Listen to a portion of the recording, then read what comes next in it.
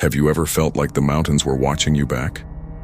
Deep within the mist and shadows of the Appalachian range, something ancient and sinister lingers, something the locals never speak of after dark. The air there grows heavier, colder, as if the forest itself is holding its breath. Forgotten mining towns sit silent, their windows staring like hollow eyes into the night. Travelers disappear. Strange lights flicker between the trees, and when the wind howls, it almost sounds like whispers, warning, remembering, begging to be heard. Tonight we're about to uncover those very stories, the real horrors buried deep within the Appalachian wilderness. Tell me where you're watching from and what time it is there. And subscribe to The Wander Warrior for more horror stories that'll keep you up at night.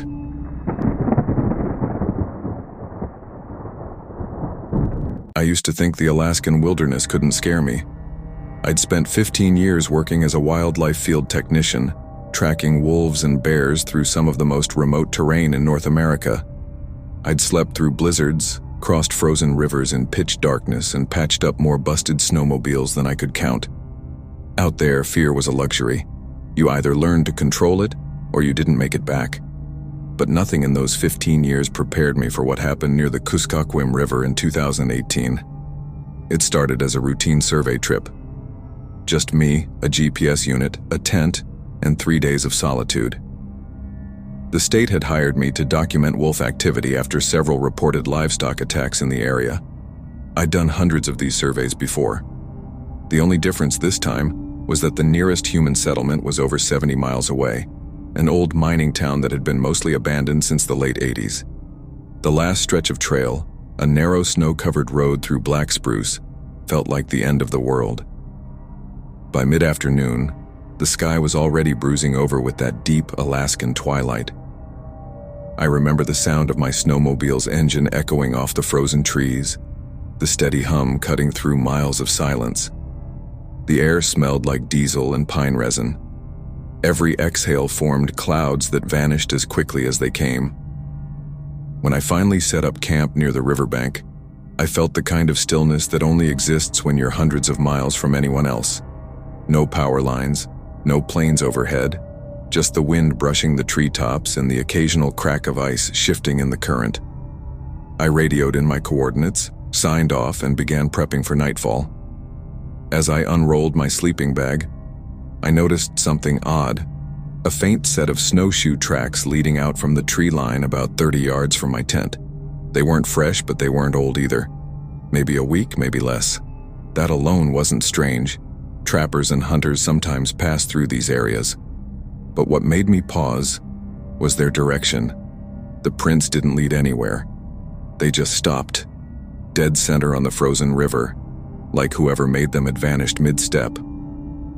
I stood there for a while, my breath turning white in the dimming light, scanning the dark line of the forest. The woods were silent, too silent. Even the ravens that usually haunted the treetops were gone. I told myself it was nothing. Probably melting and refreezing had obscured the trail. Still, when I crawled into my tent that night, I zipped the flap a little tighter than usual and kept my radio within arm's reach. The next morning, I woke up to a faint humming noise. At first, I thought it was the wind against the tent fabric, but when I unzipped the flap, I realized it was something mechanical, steady, distant, rhythmic, maybe another snowmobile. That shouldn't have been possible. There wasn't supposed to be anyone else within 50 miles. The sound faded before I could pinpoint the direction. The morning light was dim, almost metallic, the kind that flattens everything into shades of gray. I brewed coffee on the camp stove, telling myself it had probably been an echo. Sound travels strangely out here. Sometimes your own engine noise bounces back hours later. Still, that tight feeling in my stomach wouldn't go away. Around noon, I began tracking wolf prints near the edge of the river. They ran parallel to those old snowshoe tracks I'd seen the night before. I followed them for nearly a mile until something caught my eye. An orange tarp half buried under snow, maybe 50 feet off the trail. It was staked down sloppily, like it had been thrown up in a hurry. My first thought was that it belonged to another surveyor or a hunter caught in bad weather. I called out, "Hello, anyone out there?" Nothing. Just the soft moan of the wind across the ice. I hesitated before walking closer. The tarp had partially collapsed, but there were clear signs someone had been camping there recently. A small fire pit, a cracked thermos, a pair of gloves stiff with frost. And then I noticed the boot prints. Not snowshoes this time, regular boots. Heavy ones. They led away from the camp toward the tree line and disappeared into a stretch of black spruce so thick it looked almost like a wall. Something about it felt wrong. The fire pit was fresh, but there was no gear left behind. No sleeping bag, no sled, nothing you'd expect if someone had gone hunting or gotten lost. It was as if they'd stood up, walked into the woods, and never come back. When I got back to my tent that afternoon, my GPS tracker had shut itself off. The battery was fine, but the display was frozen, just a blank, dead screen. My radio, too, was filled with static no matter what channel I turned to. That night, I kept the fire going later than usual. The temperature had dropped below zero, and the stars were sharp as needles above the treetops. Around midnight, I thought I heard footsteps, slow, deliberate crunching in the snow, just beyond the circle of light. I called out again, louder this time. "Hello? Who's there?" No answer, just the sound of breathing, not mine. Close enough that I could hear the faint hitch in the exhale, like someone trying to stay quiet. Then it stopped. I didn't sleep at all after that. Part 2. By dawn, I'd convinced myself it had to have been an animal, maybe a moose or a bear drawn to the smell of my food. Still, I couldn't shake the image of those boot prints, the frozen radio, the sound of someone breathing just outside my tent. I packed up faster than I ever had before and started my snowmobile toward the river trail. The machine sputtered once, then caught, coughing out plumes of gray smoke into the pale morning air. About 2 miles down the river, I saw something that made me ease off the throttle. There, right in the center of the frozen channel, was a snowmobile. It was half buried in powder, the windshield cracked, the seat ripped open like it had been clawed. At first, I thought it might have been abandoned for years, but there were fresh tracks around it. Boot prints again. 2 sets this time. One set leading toward the tree line, the other leading toward me. My heart started to pound. I turned in a slow circle, scanning the endless white, but there was nothing. No movement, no sound. Just that feeling that I wasn't alone anymore. I kicked the throttle and tore off down the river, the machine vibrating beneath me, the wind burning my face raw. A few minutes later, I saw something ahead, a flicker of red against the snow. I thought it might be a marker flag or part of someone's gear. But when I got closer, my stomach dropped. It was a jacket, bright red, frozen stiff, zipped up tight with the sleeves spread wide like someone had fallen backward into the snow and never gotten up. No body, just the jacket. That's when I heard the snowmobile again, the same humming I'd heard the day before. This time it wasn't distant. It was coming from the woods to my left. I killed my engine and listened. The hum grew louder, then cut off abruptly. Then came the footsteps, slow, heavy, crunching closer through the trees. I fumbled for the flare gun in my pack, hands shaking so badly I could barely hold it steady. "I'm armed," I shouted, voice cracking. "Don't come any closer." Nothing. Then, a man's voice, hoarse, ragged, just above a whisper. "You shouldn't be here." He stepped out from between the trees, a tall man in a filthy parka, face hidden behind frost-caked goggles. His gloved hands were empty, but there was something in the way he moved, steady, deliberate, that made my blood run cold. "I'm just doing a survey," I managed. "You okay? You need help?" He tilted his head, like the question didn't make sense. Then he took another step closer. That's when I saw what was behind him. 2 more figures, dressed the same way. Heavy coats, faces covered, standing motionless among the trees. I fired the flare. It screamed into the air, a burst of red light painting the snow and the river in a blood-colored glow. The men didn't flinch. They just stood there watching me until the light faded, and then they started walking, slowly, side by side, toward the river. I didn't wait. I hit the throttle, and the snowmobile lurched forward. I could hear them shouting behind me, their voices distorted by the wind. A gunshot cracked through the air, echoing off the frozen banks. Ice splintered near my sled, sending shards flying up into my face. I didn't look back again. I just kept driving. By the time I reached the old mining road, my gas gauge was almost empty and my hands were numb. I didn't stop until I saw the flickering orange light of a ranger outpost in the distance, half buried in snow but alive with the hum of a generator. When the ranger came out to meet me, I could barely speak. My teeth were chattering so hard I bit my tongue. I told him what I'd seen, about the tracks, the camp, the men in the woods. He listened quietly, then nodded slowly. "You did the right thing," he said. "You're lucky you got out of there. We've had reports of something similar. Illegal trappers, maybe.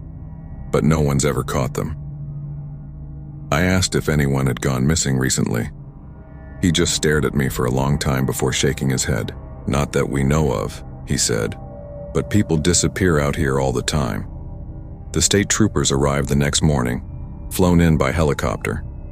They questioned me for hours, every detail about what I'd seen, where I'd camped, what direction the men had gone. I gave them my coordinates, pointed out the location of the abandoned snowmobile and the red jacket. They assured me they'd send a team to check it out once the weather cleared.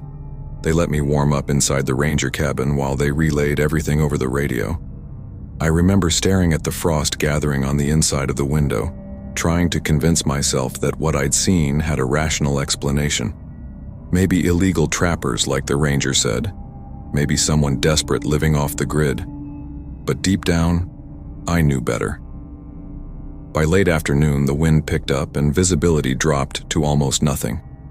The helicopter crew decided to postpone their search until morning. One of the troopers, a guy named Keller, sat across from me sipping burnt coffee. "You said there were 3 of them?" he asked. "Yeah, maybe more.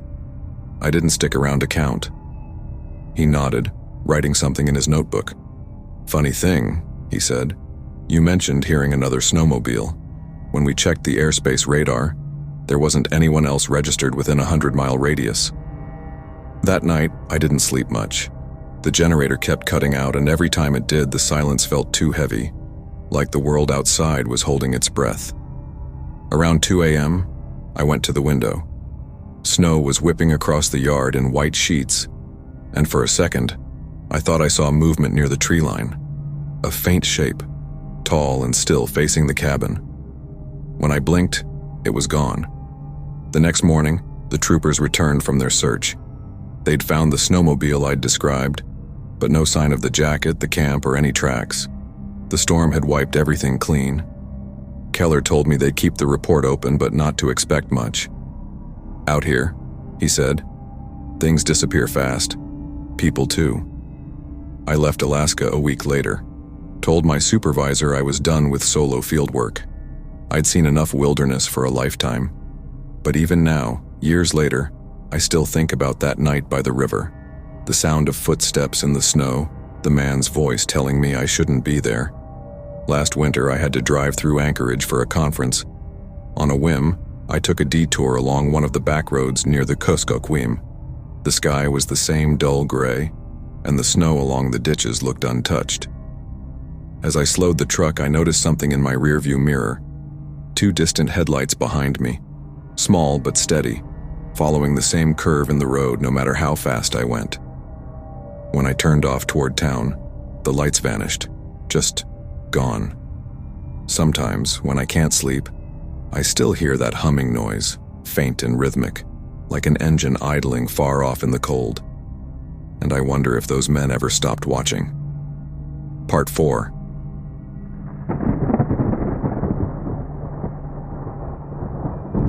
I've spent most of my adult life in the Alaskan bush, flying bush planes for freight runs, medevac rescues, and remote deliveries.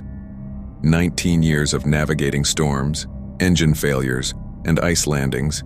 If something could go wrong up here, I'd seen it. Fear becomes background noise after a while. Until one winter night in 2021, when a charter run from Fairbanks to a remote fishing camp made me believe in something worse than mechanical failure. The job was simple. Fly a crate of supplies to a seasonal camp off the Kobuk River, about 200 miles northwest. The forecast showed clear skies. I took off just before dusk, the horizon bleeding orange and blue, snow glowing beneath the wings like a frozen ocean. By the time I reached the foothills, the world had gone quiet. Just the soft buzz of the Cessna engine and the faint rattle of loose gear in the back. From above, Alaska looks endless.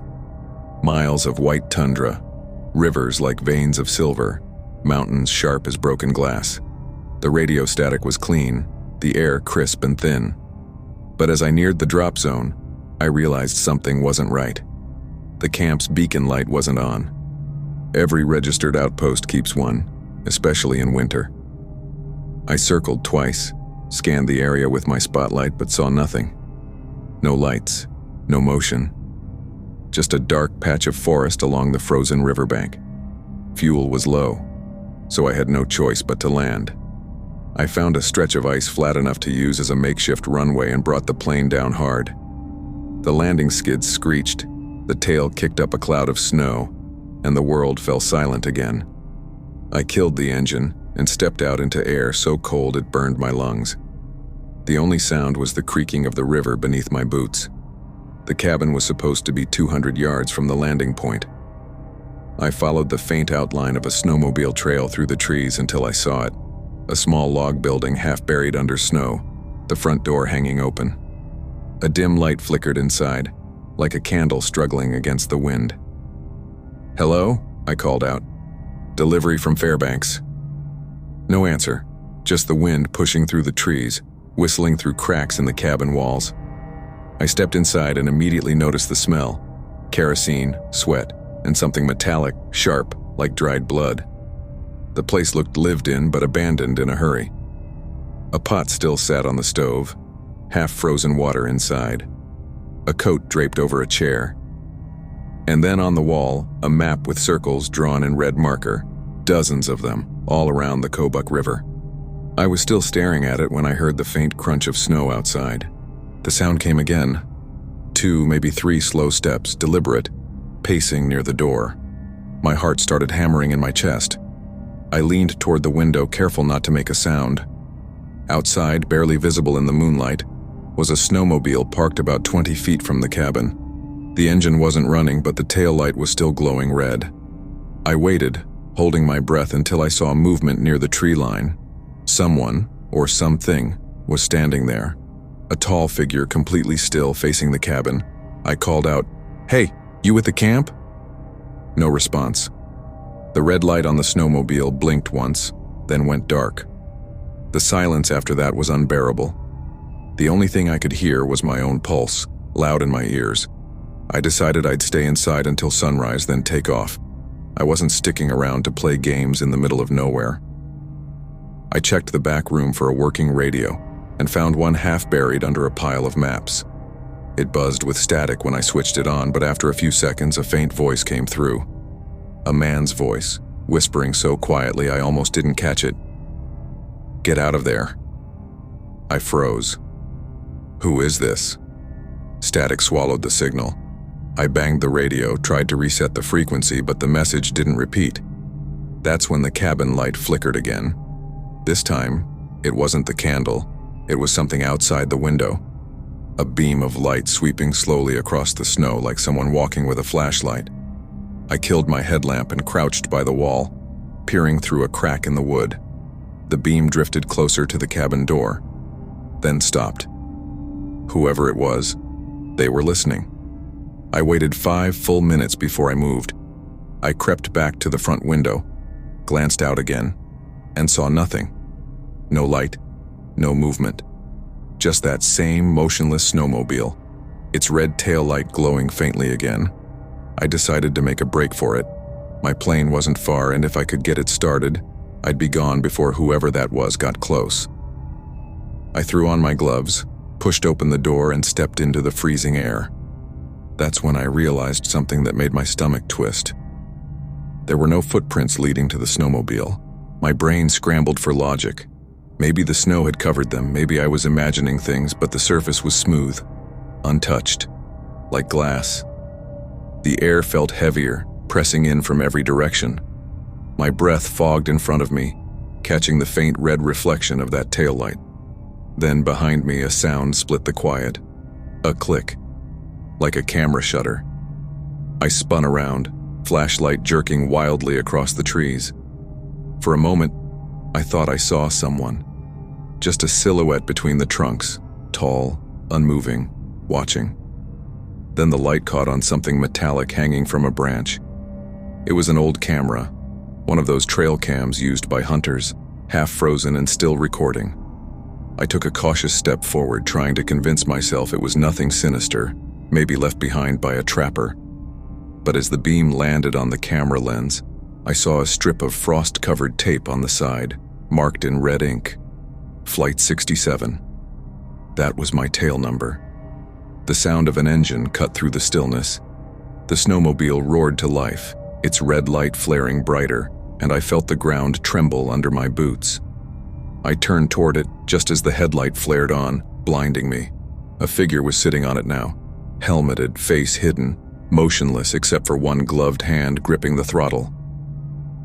I didn't wait to see what they wanted. I bolted for the river, heart slamming against my ribs, lungs burning. My flashlight beam bounced erratically over the snow, catching glimpses of twisted branches, ice ridges, my own shadow stretching long and thin across the frozen expanse. The roar of the snowmobile closed in behind me, echoing off the ice like thunder. My plane was just ahead, small, white, half buried in powder. I dove toward it, yanking open the cockpit door and throwing myself inside. My fingers were shaking so badly I nearly dropped the keys. The engine coughed, stuttered, then caught with a ragged whine. Through the windshield, I saw two more snowmobiles emerge from the tree line, headlights cutting wide arcs through the snow. They moved in formation, closing fast. I jammed the throttle forward, the propeller screaming, the plane lurching ahead as the skids scraped along the ice. Something hit the tail, a sharp crack that sent a shudder through the fuselage. A gunshot. Another followed, splintering glass across my shoulder. I ducked, slammed the throttle harder, and the plane lifted, barely, skimming just above the frozen river. I didn't look back until I was 100 feet up. 3 snowmobiles, lined up on the ice below, their headlights motionless, forming a triangle around a single dark spot, the cabin. In the center of that triangle, a flare of red light pulsed once, twice, like a heartbeat. Then it went out. When I reached Fairbanks just before dawn, I radioed the tower. My voice was shaking so bad the operator had to ask me to repeat myself twice. They logged my report, sent troopers to the coordinates I gave, but when they arrived, they said the river was bare. No snowmobiles, no cabin, just endless, untouched snow. They kept me at the station for nearly 12 hours, asking the same questions in different ways. Was I drinking? Could I have misjudged my position? Was it possible I landed at the wrong site? I told them everything, about the map, the radio voice, the snowmobiles, the gunshots. The lead trooper, a quiet guy named Riker, just stared at me for a long moment and finally said, "You know, that area you're talking about, we don't send people there anymore." When I pressed him, he explained that a team of biologists had gone missing near the Kobuk back in 2018. 3 researchers, last seen traveling upriver to study permafrost conditions. Their last transmission mentioned something about lights in the trees. They were never found. Riker promised they'd send another team, though the way he said it made me think he didn't expect much. I signed the incident report, handed over my flight log, and went home. I didn't sleep that night, or the next. Every time I closed my eyes, I saw that red light pulsing on the ice, steady as a heartbeat. A week later, Riker called me back. He sounded uneasy. "We found something," he said, "about 3 miles from your coordinates." My chest tightened. He paused before continuing. "A wreckage. Small single-engine aircraft, registered to a pilot named..." He stopped, then asked quietly, "You ever lose a plane before, son?" I told him no. Not once. "The thing is," he said, The tail number matches your Cessna." I didn't know what to say. I asked him to send a photo. When it came through, my hands went cold. The image showed a crumpled, half-buried aircraft with the same registration code as mine painted on the tail. Same color, same model. But the frame was rusted, corroded, like it had been there for years. Riker said the serial number plate was almost unreadable, but what they could make out suggested it had been manufactured in 2014, same as mine. He ended the call with a sigh. "Whatever you saw out there," he said, "I'd stay away from that stretch of river." That was 2 years ago. I grounded myself not long after. Sold the Cessna, moved south, told myself I was done flying. But Alaska has a way of staying with you. Some nights, when the wind howls outside and the power flickers, I swear I can hear that same faint hum of a snowmobile engine fading in and out like it's circling, waiting. A few months back, a friend from the Fairbanks hangar sent me a photo he took while flying supplies north. Just a blurry image of the tundra below. He thought I'd find it interesting. In the photo, near the frozen bend of the Kobuk River, there's a small, dark structure half buried in snow. A light glows faintly from inside, and next to it, in the snow, a single red circle has been drawn, clear as blood.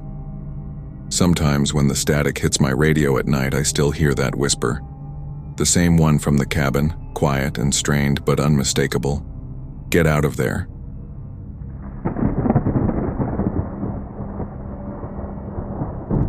I used to think I'd seen everything the Alaskan backcountry could throw at a man. I've been a highway maintenance foreman for the state since I was 22. 27 winters of plowing, patching, and pulling wrecks out of ditches. You stop getting scared after the first decade. Ice storms, moose collisions, drunks on snow tires made of balled rubber. Nothing surprises you. But what happened out on the Dalton Highway in 2019 still wakes me up some nights, sweating and gasping like the cold's right there in my lungs again. That winter was brutal. Temperatures never climbed above zero for nearly 3 weeks, and the wind screamed down from the Brooks Range like it was alive. I was part of a 2-man crew stationed between Coldfoot and Wiseman, about as isolated as you can get and still call it a road. We were checking snowdrift markers and clearing the pull-offs before a forecasted blizzard rolled in. I remember the sky looking heavy that morning, the kind of gray that makes the horizon disappear. We were about 20 miles north when the radio crackled with a weak signal. A female voice, calm, polite, too clear for how bad the reception usually was. This is Delta Station, requesting assistance on mile 209, vehicle disabled." I frowned. There's no Delta Station anywhere near that stretch. My partner, Russ, gave me a look and said, "You hear that?" I nodded. We tried to respond, but all we got back was static. Still, protocol said if someone was stranded, we checked it out. By the time we reached mile 209, the light was already fading. That far north, daylight dies fast in winter. And there it was, an old green SUV, parked sideways off the shoulder, one headlight still burning. The driver's door hung open. Russ killed the engine, and we both stepped out. The wind hit like knives. "Hello?" I shouted, scanning the tree line. Nothing, just the low groan of the wind scraping across the ice. The snow around the SUV was strange, smooth, untouched. No footprints, no sign anyone had walked away. Inside, the keys were still in the ignition, a thermos half full on the passenger seat and a purse in the back. Everything looked like someone had just stepped out for a second. Russ found a name on a registration slip. Ellen Marks Anchorage. He radioed dispatch to run it, but all we got was static again. Then, out of nowhere, our truck's lights flickered once and died. Total darkness. Only the faint glow of that single SUV headlight cutting through the snow. I remember the smell next, a sour metallic scent, like oil mixed with rot. The air got so still it felt wrong. Even the wind had stopped. Then I noticed something about 50 yards off the road, a faint orange glow deep between the trees. "Campfire?" Russ muttered. But the shape of the light wasn't right. It pulsed, dimmed, flared again. almost like a signal. We should have left right then. I knew it. But we were too used to cleaning up messes left by hunters, stranded tourists, guys who thought four-wheel drive made them invincible. So we went toward it. Each step crunched loud enough to echo. The beam of my flashlight cut through drifts taller than my knees. The glow grew brighter, warmer until I realized it wasn't firelight. It was an open tent lantern, hanging from a low branch, and right beneath it, a boot, half buried in the snow. Russ bent down to lift it, then stopped. "There's still a foot in here," he said quietly. My stomach dropped. The rest of the body was a few feet away, frozen stiff, eyes wide open. And here's the part that made no sense. The clothes matched the name on the SUV's registration. Ellen Marks. I remember Russ whispering, "Then who the hell called us?" The cold hit harder after that, like the whole forest exhaled all at once. I could hear my own pulse thudding in my ears. Russ backed away, shaking his head. "We need to call this in," he muttered. We hurried back toward the truck, but halfway there, Russ stopped dead. "You hear that?" he whispered. At first I thought it was the wind again. Then I realized it was coming from the SUV, the faint hum of the radio. We hadn't left it on. I walked closer, and sure enough, the dashboard light was glowing weakly, the radio crackling through static. Then that same female voice came through, clear as glass. "This is Delta Station, requesting assistance. Mile 209. The exact same words as before, same calm tone, same pause between syllables. Russ reached in and shut the radio off. The sound cut instantly, and the silence that followed was suffocating. I wanted to leave, just get back in our plow and drive until we hit the lights of town. But when I turned toward where our truck was parked, my heart nearly stopped. It wasn't there. The tire tracks were gone too, smooth snow stretching into the dark. I thought maybe we'd gotten turned around, that we'd walked farther than we realized, but no. I could see the same tire ruts from the SUV leading back toward the highway. And then nothing. Russ started yelling, angry, panicked. "Where's the goddamn truck?" His voice echoed through the trees, bouncing back at us from every direction. I forced myself to focus. "Let's move toward the road. Maybe the snow drifted over it." We pushed forward, our flashlights barely cutting through the blowing powder. The SUV's light faded behind us until the forest swallowed it. And then up ahead, we saw something glinting under the beam of Russ's light. It was metal, a signpost. The reflective letters read, Mile 209. We both froze. "That's impossible," I said. We'd walked away from the marker, not toward it, yet somehow we were back where we started. The SUV stood just a few yards away, idling now, both headlights on.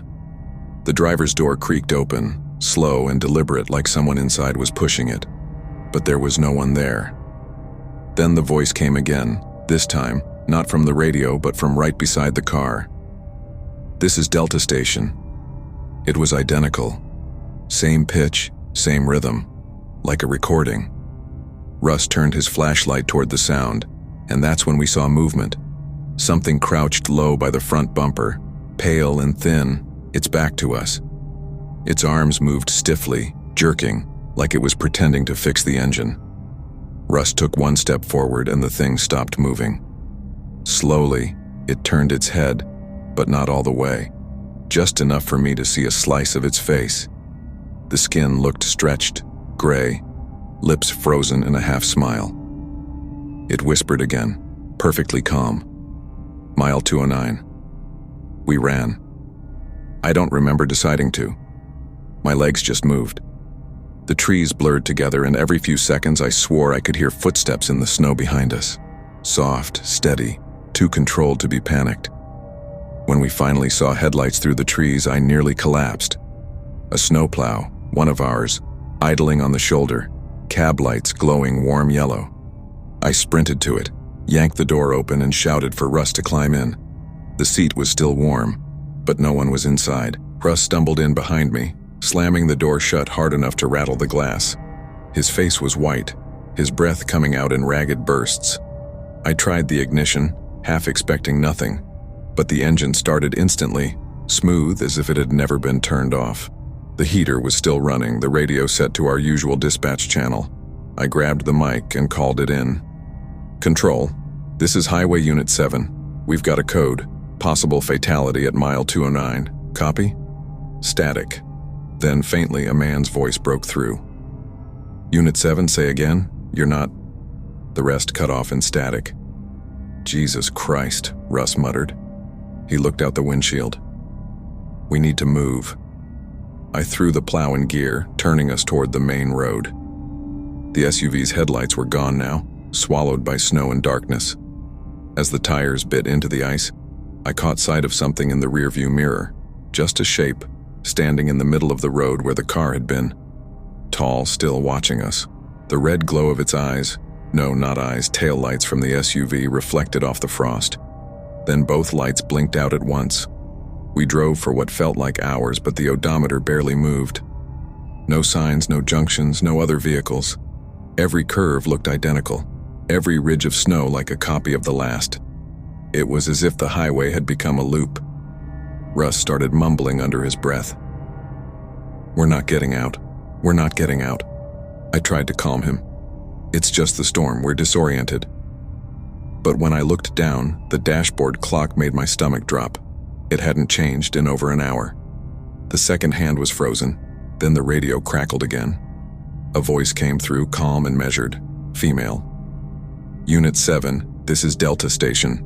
Report status." Russ's eyes went wide. I grabbed the mic. "Who is this?" Silence.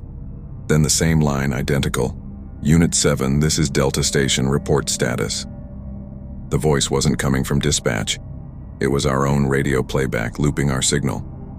I shut it off, but the voice kept talking, now from the truck's speakers, though the radio was dead. "Report status."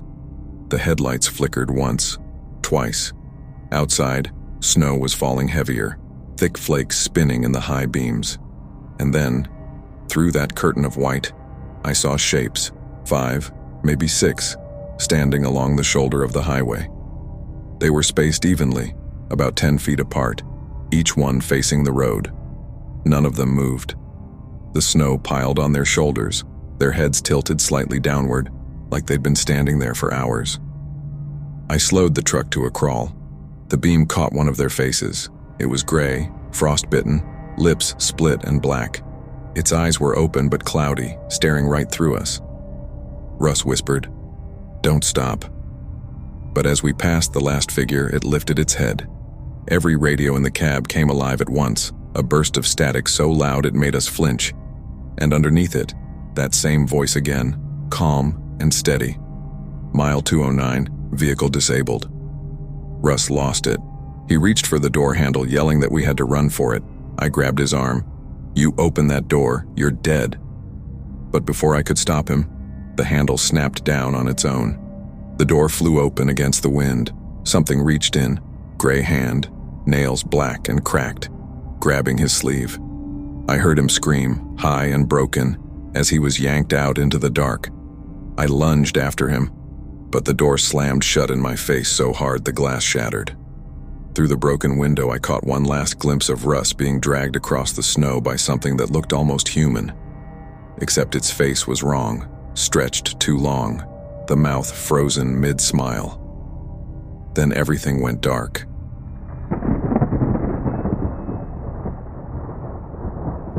I'd spent nearly 20 years as a search and rescue pilot in Alaska before I finally quit.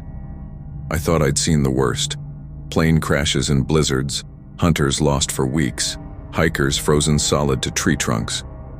But there's one call that never left me. It was February 2020, the night we flew into the Hatcher Pass range looking for a missing snow machiner. The guy's name was Dan Bowers, a contractor from Wasilla.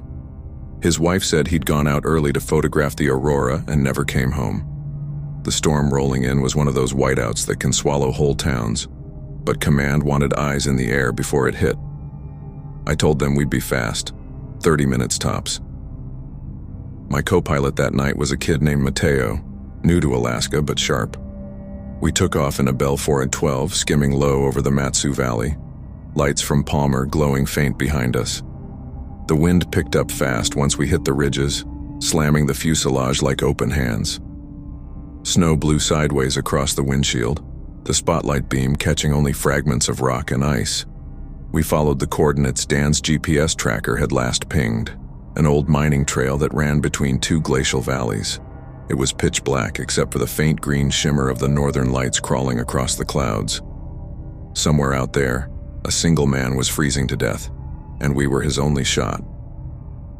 At 10:47 p.m., the tracker beeped. Mateo leaned forward. Got him. Signals less than half a mile ahead. I brought us down near a narrow valley floor, between walls of jagged ice. The landing was rough but steady. Snow muffled everything the moment the rotors slowed, just dead silence and the sound of my own breath in the headset. We stepped out into the dark, flashlights cutting thin tunnels of light through the snow. About 50 yards ahead, we saw it. Dan's snow machine, half buried on its side, lights still on. The tracks leading away from it wandered into the canyon and vanished. I called out, voice echoing off the walls. Dan, Alaska Rescue, can you hear me? Nothing. Then Mateo pointed upward. There was a cave mouth about 30 feet up, a narrow black gap in the ice wall. The beam of his flashlight caught something inside. Movement. Like someone ducking back out of sight. We started climbing. The closer we got, the colder it felt.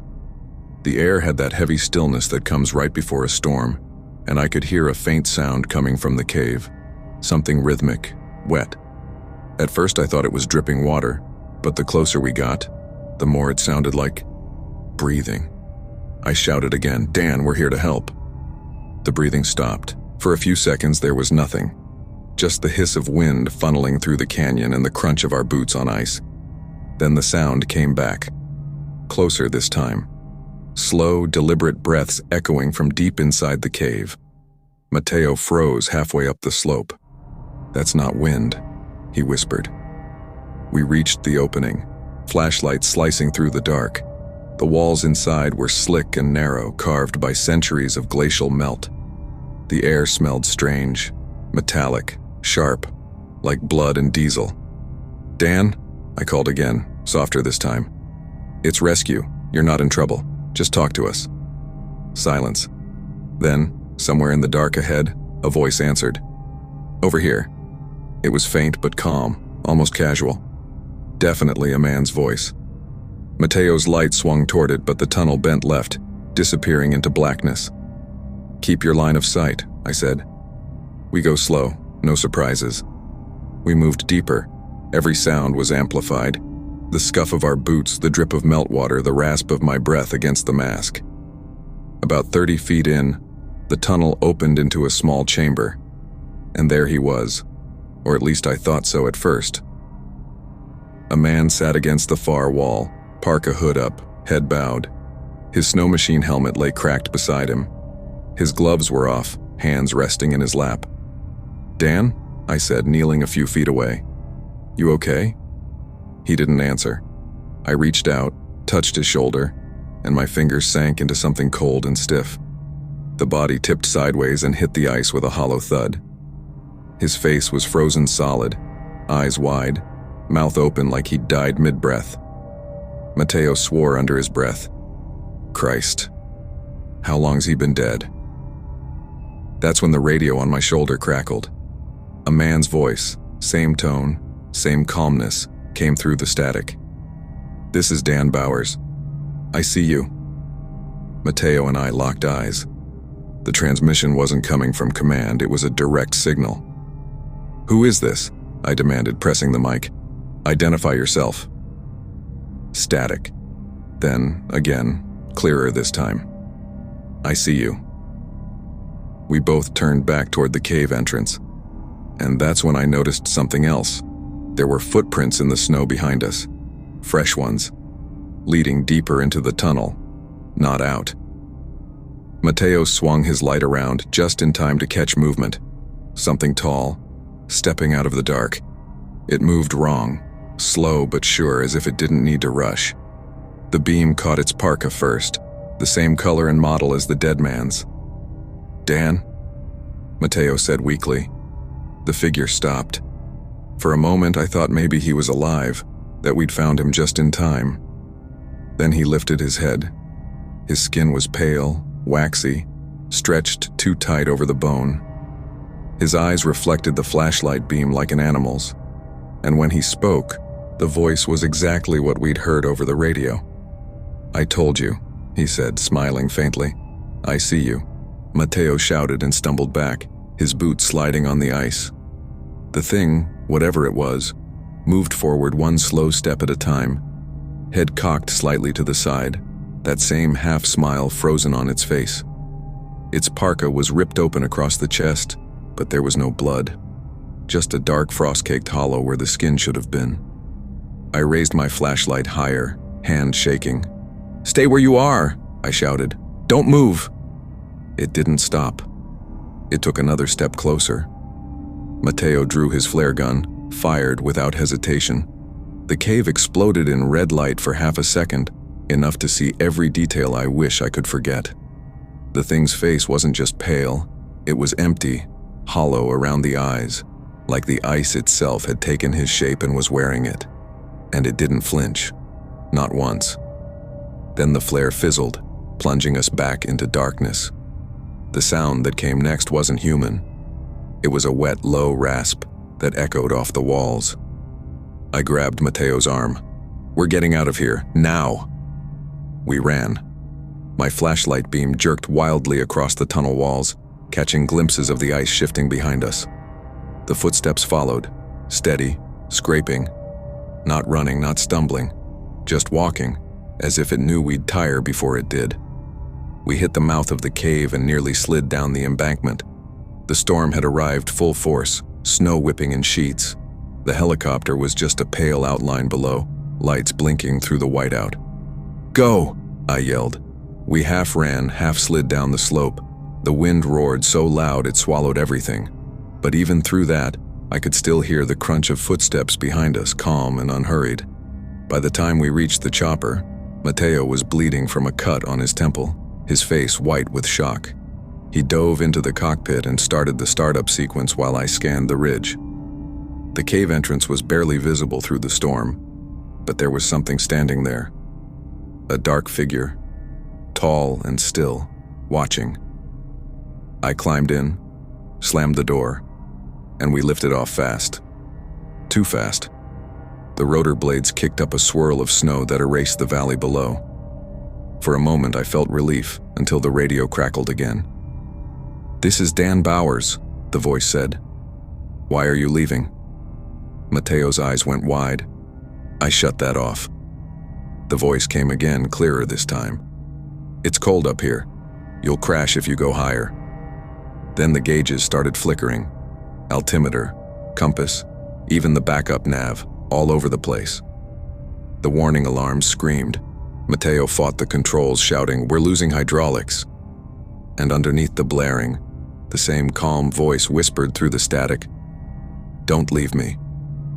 The chopper lurched hard right, tail spinning.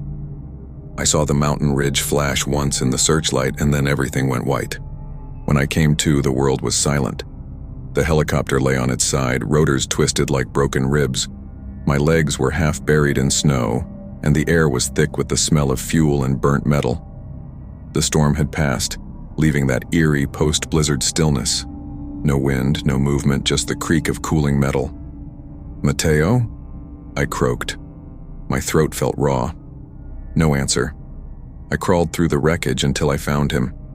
He was still strapped in his seat, eyes open, body stiff. Frost had already formed on his lashes. His headset was dangling by the cord, earpiece still faintly hissing with static. Then I heard it again. "Don't leave me." The same voice, soft and calm, whispering through the broken comm. I ripped the headset off and threw it into the snow. It didn't matter.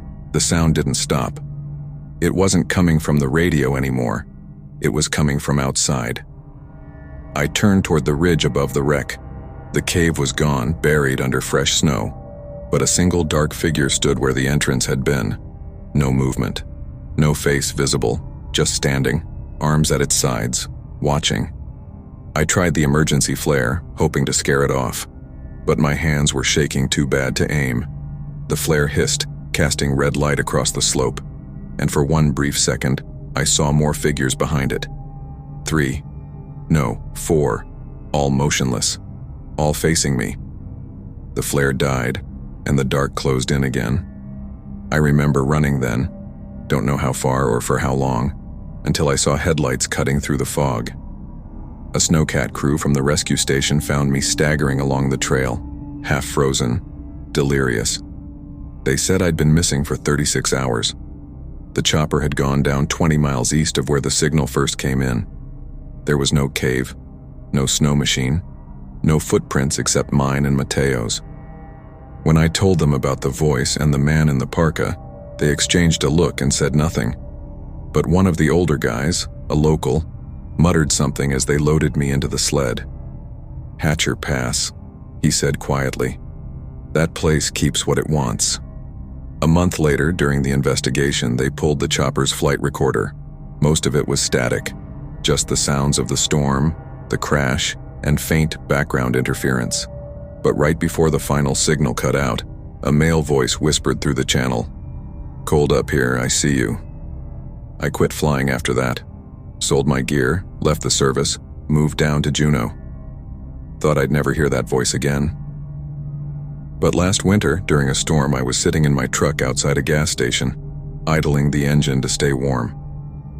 The CB radio I'd kept out of habit crackled once, then went quiet, and then faintly, like a breath on glass.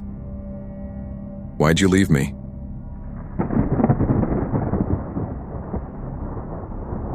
I worked oil pipelines across Alaska for most of my life. 26 years on the line from Prudhoe Bay down to Valdez, patching leaks, inspecting welds, and clearing ice buildup. It's lonely work, but I liked it that way. You get used to the silence, the kind that hums in your ears like pressure in a plane. But there's one stretch of pipeline, about 20 miles outside of Deadhorse, that I'll never go near again. It started during a late-season maintenance run in 2017. A small crew of us, just me, Dale, and a rookie named Carson, were assigned to check Line 5 for frost cracks after a minor quake. We had a company cabin halfway up the access road, a prefab unit the size of a trailer, with a generator that barely held on through the night. We set out before dawn, headlights cutting through the kind of fog that moves like smoke. The road was nothing but packed snow and frozen ruts, and the only sound was the hum of the engine and the radio static. You don't see much life that far north. No birds, no trees, just endless white and the faint metallic ribbon of the pipeline slicing across it. Around mile marker 42, Dale spotted something ahead, a truck parked sideways across the access road. Old model Ford, caked in frost, no lights on. He slowed. "Anyone supposed to be out here?" he asked. "No one but us," I said. We climbed out, the cold biting through our gloves immediately. The air was sharp enough to burn your lungs. I walked around to the driver's side. The door hung open, creaking in the wind. The seat was empty, engine cold. But the weird thing was the inside. It was spotless. No coffee cup, no maps, no gear. Like nobody had ever driven it. Carson found a pair of boot prints leading away from the truck, heading off toward the pipeline. They were deep and far apart, like whoever made them was running. We followed, figuring maybe someone had gone for help and gotten lost. The fog got thicker the closer we got to the line. It was hard to tell sky from snow. Then, out of nowhere, I heard it, a low metallic clang echoing along the pipe. Once, then again. Dale turned to me. "You hear that?" Before I could answer, the sound came again, closer this time, like someone was hitting the pipeline from the inside. We reached the section we were scheduled to inspect, a long elevated span running over a shallow ravine. The footprints led right up to it and stopped. No turnoff, no sign of anyone leaving. Just gone. I remember looking down at the snow, trying to figure out how a man could just vanish, when the pipeline above me vibrated hard enough to make my teeth rattle. Then, from inside the steel, we heard a voice. "Help me." At first I thought it was just the wind howling through the pipe. Happens sometimes when the pressure shifts. But then it came again, clear this time. A man's voice, muffled but distinct. "Help me, please." Carson took a step back, eyes wide. "Is that someone in there?" We all stared at the line. The voice had come from the section right above the ravine, where the pipe rose off its supports and crossed a narrow gap. I could feel the vibration through my gloves, slow, rhythmic, like someone knocking from the inside. "Maybe someone fell in during maintenance," Dale said, but he didn't sound convinced. There was no hatch nearby, no manhole access for half a mile, and if anyone had been inside, the pressure would have killed them in seconds. The voice called again, weaker this time. "It's cold." Carson was shaking now. "We should call dispatch." I radioed it in, but all we got was static. No acknowledgement, no feedback tone, nothing. The signal should have been clear that close to the main relay. I switched frequencies, tried again. Same thing. That's when Dale climbed onto the pipe. "Maybe it's some kind of echo. Could be the metal contracting." "Dale, get down from there," I said. "You don't even know if that section's stable." He ignored me and crawled halfway across the span, the steel groaning under his weight. The fog had gotten so thick that his shape looked distorted, like he was moving through water. "Hello?" he shouted, pressing an ear to the pipe. "Can you hear me?" The voice came back instantly, clear enough for all of us to hear. "I can hear you." Dale froze. "What the hell?" The sound shifted, echoing down the length of the line like a whisper in a long tunnel. Then we heard it again, from behind us this time. Faint. Identical. "I can hear you." Carson spun around, flashlight beam slicing through the fog. There was nothing there, just endless white. "Stop screwing around," he yelled. Nobody moved. The pipeline vibrated again, harder this time, and a deep metallic groan rolled through the air. I swear I saw it flex, just slightly, like something massive was moving inside it. Dale scrambled back toward us, panic finally setting in. "We're leaving," he said. "Now." But as he jumped down, I noticed something on his coat sleeve, dark streaks, almost black, smeared across the fabric. He must have brushed against the underside of the pipe. I leaned closer, shining my light. It wasn't oil. It looked thicker, darker. It was blood. Before I could say anything, the radio on my belt crackled to life. A man's voice, same tone, same desperation, came through. "Don't leave me here." I looked at the channel display. It was broadcasting from our unit frequency. From my radio, the three of us stood frozen. The voice coming from my radio wasn't distorted or distant anymore. It sounded like it was right next to us. Each syllable was slow, deliberate, and shaking, like whoever it was had to fight for air. "Don't leave me here." Carson took a step back, staring at the radio as if it might explode. "That's impossible," he said. "Nobody else is on our channel." I turned the volume all the way down. The voice kept talking. "You can't leave. It's too cold." The words were faint now, but they weren't fading out. They were circling us, echoing across the fog. Then the pipeline groaned again, a long, low rumble that vibrated through my boots. Dale swung his flashlight down the line, and I caught a glimpse of movement in the fog. At first I thought it was just the mist shifting, but then it solidified, tall, human-shaped, moving along the pipeline on all fours. "Jesus Christ," Carson whispered. "What is that?" The shape was crawling inside the pipe. I could see its shadow through the thin frost on the metal, limbs pressing against the inside walls as it moved toward us. The clang of its hands, if they were hands, rang like hammer blows. "Back to the truck!" I shouted. Dale grabbed his pack and bolted first. Carson followed, tripping once on the frozen snow. I was right behind them, radio still crackling against my shoulder. The voice was louder now, no longer pleading, angry. "You opened it, you let it out." We reached the truck and slammed the doors. I turned the key, but the engine didn't even click. Dead. The temperature gauge was already dropping, frost forming on the inside of the windshield. Dale fumbled with the heater switch, panic breaking through his usual calm. "We can't stay here, it'll freeze up." Then, from outside came a hollow bang against the truck bed.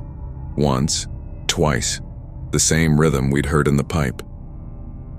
Carson pressed his face to the glass. "Something's moving out there." I followed his gaze, and there it was, about 10 yards away, half hidden by fog. A figure crouched beside the pipeline, pale against the snow. I couldn't make out its face, but its arms looked too long, its movements jerky, like it was trying to mimic being human. It turned its head toward us slowly. The fog rippled around it, and then, in the same calm, hollow voice, it said, "It's warm in there." That broke me. I jammed the key again and again until finally, by some miracle, the engine coughed to life. Dale threw the truck in reverse, spinning us around so hard the tires screamed. As we sped off, I glanced back once. The fog behind us glowed faintly red, like something burning inside the pipe.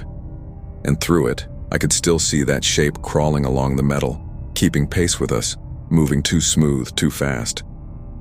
Carson shouted, "It's following us!" I didn't look again. I just yelled, "Floor it!" The radio hissed once more before going silent. Then, right as the truck's tires hit the main access road, the voice came through one last time, this time from all 3 radios at once. "You can't bury it, it's already in the line." We didn't stop driving until we saw the faint lights of the pump station cutting through the fog. By then, Carson was crying quietly in the back seat, and Dale's hands were shaking so bad he could barely shift gears. The truck's heater was blasting full force, but the air inside still felt cold, like something was sucking the warmth right out of it. When we pulled into the yard, one of the night supervisors came out, waving a flashlight. "You boys look like hell," he said. "What happened?" None of us answered at first. We just sat there, staring at the steam curling off the hood. I finally managed to say, "There's something wrong with Line 5. They sent another crew out the next morning. I begged them not to go, but nobody listens to panic until they see proof. The team reported the same abandoned truck we'd found, but the footprints? Gone.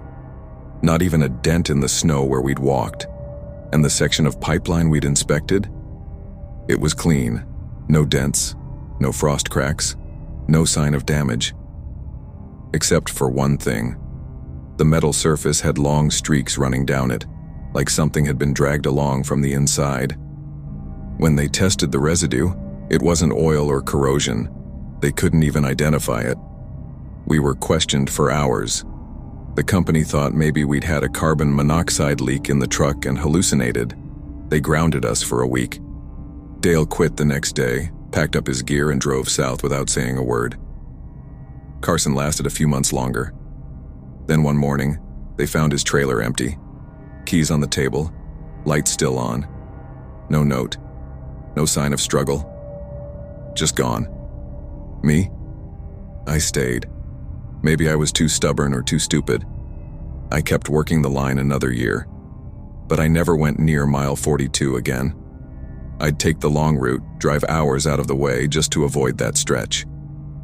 Then, last winter, I was up near Fairbanks on a maintenance job. Routine inspection, nothing special. I was walking the line with a new guy when my radio crackled. "Line pressure nominal," I said automatically, thinking it was dispatch. But what came through wasn't dispatch. It was a man's voice, faint and familiar. "Don't leave me here." My stomach dropped. The new guy heard it too. He looked at me, confused. "Who was that?" he asked. I told him to shut the radio off. He did, but the static didn't stop. It rose higher, louder, until it almost sounded like metal screaming.